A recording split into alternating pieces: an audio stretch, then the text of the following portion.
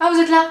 Je préparais les couverts pour la réouverture. Ah non mais attends, je t'arrête tout de suite. Quoi? C'est pas pour demain la réouverture. C'est pas pour maintenant? Ah bon. Salut les carottes. Beaucoup dont moi se demandent ce que sont les fameuses étoiles Michelin. Bon, en vrai, on le sait tous dans la globalité, c'est un système de notation pour noter le prestige des restaurants. Notation, noter, vous avez compris? Ok. Mais en vrai de vrai, comment ça fonctionne? D'où ça vient? Pour qui? Pourquoi? Cet objet de convoitise, cette consécration même pour certains chefs. Parce que oui, il faut le préciser, c'est avant tout pour noter la cuisine et on y revient juste après. Quand on vous dit Michelin, vous pensez à quoi? À Bibendum, oui. Mais du coup, comment cette entreprise de pneumatiques s'est retrouvée propulsée à la tête des références culinaires?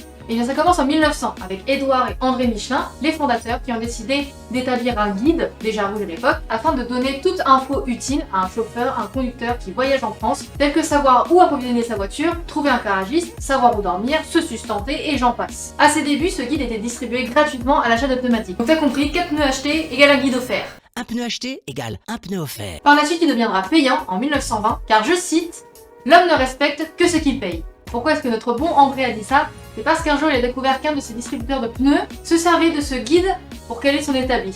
Bon, c'est vrai que ça fait un peu mal au cul de mettre autant de travail dans cet ouvrage pour qu'il finisse en cale-meuble, sous prétexte que c'était gratuit.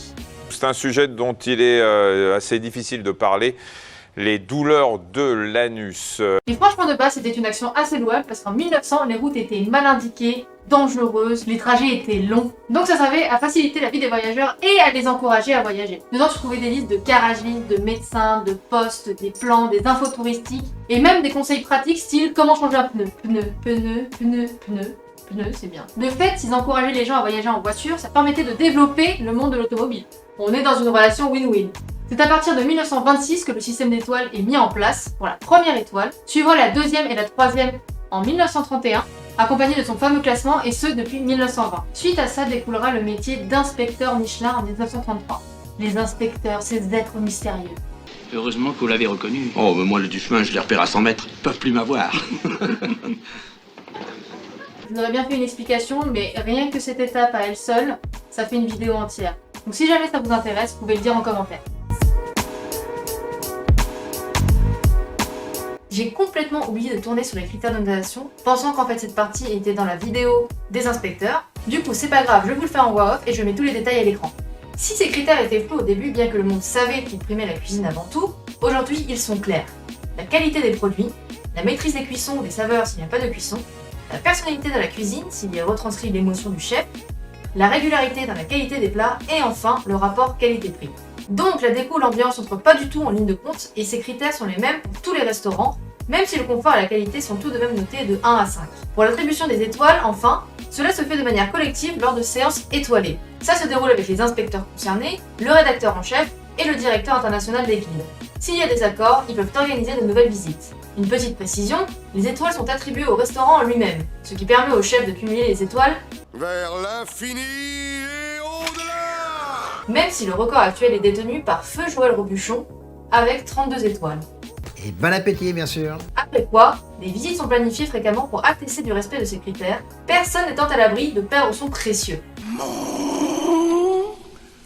Précieux. Même Gordon Ramsay en a fait les frais, et plus récemment, c'est Jean-François Piège, juré de Top Chef, qui s'est vu retirer son étoile pour son restaurant La Poule au Pot. Déçu au départ et surtout pour ses équipes, car lorsqu'un restaurant reçoit cette distinction, c'est également toute l'équipe en cuisine qui est récompensée. Et oui, le chef ne sort pas les plats tout seul, même s'il les a confectionnés. Il a ensuite confié en interview qu'il relativisait cet événement car cette étoile, il n'est pas allé la chercher. La Poule au Pot n'étant pas destinée à décrocher des étoiles. Concernant la signification des étoiles, la première étoile voulait dire « vaut l'étape ». Voilà, on n'oublie pas que normalement c'est un guide qui est destiné aux automobilistes en voyage, donc ça veut dire « vas-y c'est bon, t'inquiète, c'est de la bonne ». Par contre à partir de ce moment-là, c'est grosse pression. Ouais, parce que pour garder son étoile, il faut savoir garder la qualité et la régularité de ses plats pour laquelle l'étoile a été attribuée, au risque de la voir partir dans la foulée l'année d'après. Ça nous l'a volé. La deuxième étoile signifie mérite le détour. Donc là vraiment il faut faire quelques kilomètres en plus, mais ça vaut vraiment le détour. Ah non mais là je te promets, elle est encore meilleure. Ce qui veut dire que le chef et sa brigade ont réussi le défi de la régularité et ont même démontré une hausse de qualité, voire de technique. Et la troisième étoile, le saint graal de bon nombre de chefs, qui signifie vaut le voyage. Oui, là j'ai bien dit voyage. Limite, ce sont les lieux touristiques qui deviennent des étapes dans ce voyage. Ah non mais là, je sais même pas si moi j'y vais. Non mais vraiment là, on parle d'une cuisine unique, d'une expérience unique. Vraiment, tu la vis, t'en reviens pas quoi. Personnellement, je n'en ai jamais eu de la chance, mais j'ai quand même eu de très bonnes expériences culinaires. Après, c'est vrai que ça représente un certain budget, mais étoile ne veut pas dire gros prix. En tout cas, c'est pas le cas de tous. Mais faut pas oublier que les chefs en amont font tout un travail de recherche, de saveur, d'assemblage, d'où découle une partie du prix aussi. Récemment, une échoppe de Singapour, que l'on appelle Hawker, s'est vue attribuer sa première étoile. Et j'ai bien dit échoppe, grâce à son poulet mariné accompagné de son riz, et ce plat coûte 3 $ singapouriens, ce qui équivaut à un peu moins de 2 €. Comme quoi, le prix n'est pas toujours synonyme de qualité ou de non-qualité. En 2020, on dénombrait 628 restaurants étoilés en France, dont 29 à 3 étoiles. Et sans grande surprise, nous sommes le pays avec le plus de restaurants récompensés. Merci à tous. Vient ensuite le Japon avec 577, l'Italie à 374, l'Allemagne à 307 et les États-Unis à 169. A noter quand même qu'il n'existe que 137 restaurants avec la plus grande distinction sur 16 millions environ de restaurants dans le monde, autant dire une bouchée de pain, que dis-je, des miettes même dans cet océan gastronomique. D'où le fait de préciser qu'il mérite bien plus qu'un détour, mais bel et bien un voyage.